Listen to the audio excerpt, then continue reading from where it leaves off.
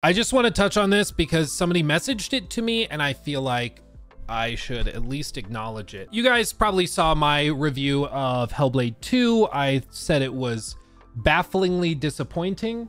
And that's basically because they've been working on this game for years. I had really high hopes for it after the first one was so good. And my expectation with sequels is that it is at the very least as good as the game that came before it, right? So The Witcher 2 should be better than The Witcher 1. I think that's a fair expectation to have. With Hellblade 2, other than graphics and like the general visual fidelity, I don't think it does a single thing better than the first game. In fact, it does a lot of things significantly worse in my opinion. So I was not a huge fan of Hellblade 2, which really surprised me because I loved the first game, but I was just baffled that it was so lackluster. And a lot of other people echoed similar feelings. And we now have some reporting suggesting that those reviews and things did impact the game's performance. Insider Gaming has an article up called Hellblade 2 Hit Woeful Sales Records in May.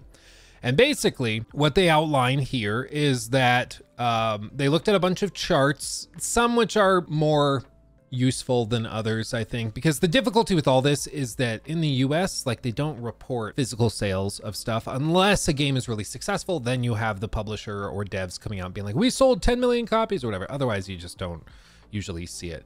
In the UK, they do publish physical sales, so you can see that, but this is, I mean, we're in the age of Game Pass, so it's really unlikely that there's even a significant chunk of people buying physical copies.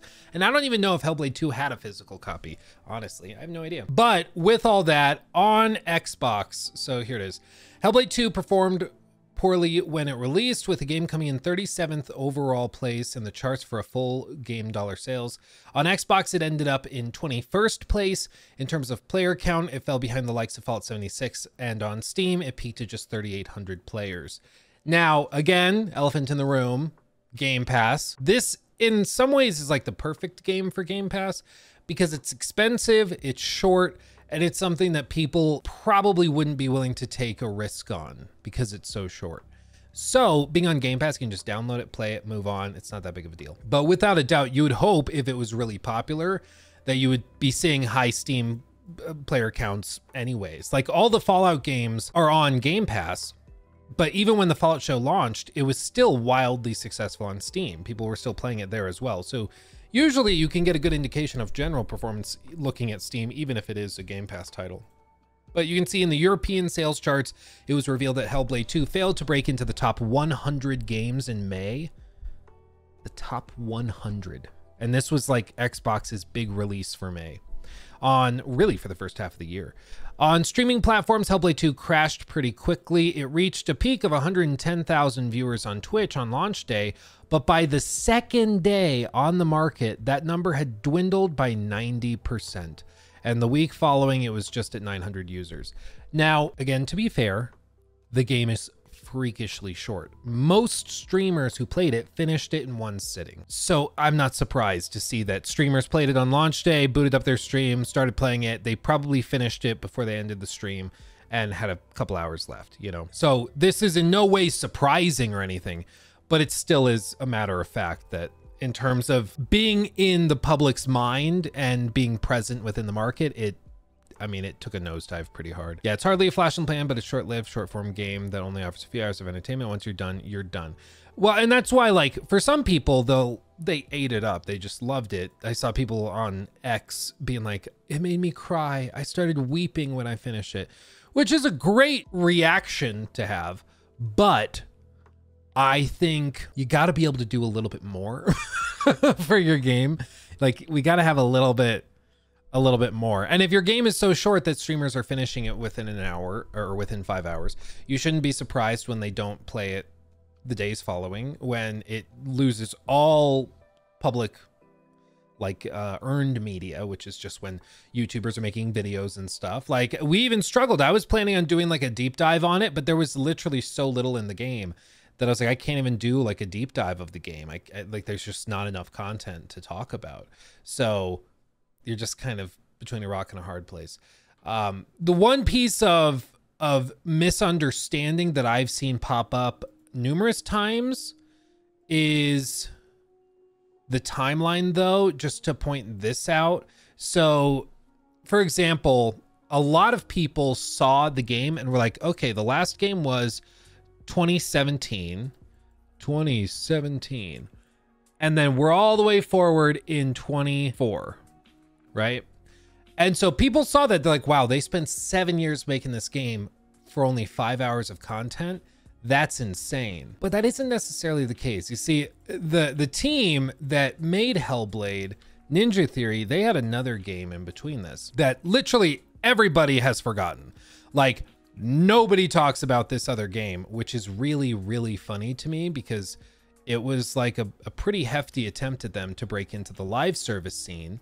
And it was a game called Bleeding Edge. You see, Ninja Theory right there, launched March 24th of 2020. So launched March of 2020. So really, in 20, they released their last game. And bear in mind, this is a small studio. This is like 80 people total. So after they launched that, it went till 2021, and then it was abandoned. And then seemingly they really kickstarted development in earnest on Hellblade 2. So realistically, if they started development in like mid 21, they had like mid 22 for 1 year, mid 23 for 2 years. And then you could say maybe pushed it to 3, but it seems like they maybe did 6 more months, COVID complicated things, blah, blah, blah.